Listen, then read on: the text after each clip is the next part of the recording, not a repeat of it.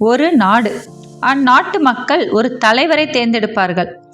சில காலம் தான் ஆட்சி செய்ய அனுமதிப்பார்கள்.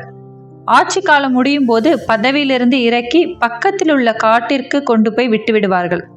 இதையே வழக்கமாக வைத்திருந்தார்கள். ஒரு சமயம் ஒரு இளைஞனை தலைவனாக்கினார்கள். சில வருடங்கள் கடந்தன. வழக்கப்படி பதவிக்காலம் முடிந்தது.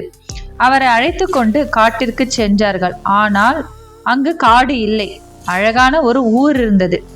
காரணம், இவர் தலைவராக இருக்கும் போதே அந்த காட்டை மக்கள் வாழ்வதற்கேற்ற ஒரு ஊராக மாற்றிவிட்டார்.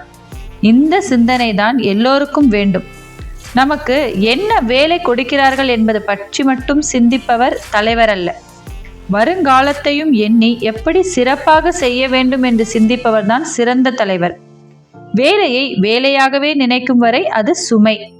எல்லோரும் வியக்கும்படி எப்படி சிறப்பாக செய்வது என்று சிந்திப்பவன் தான் சிறந்த தலைவன். நீங்களும் தலைவனாகலாம் அல்லவா?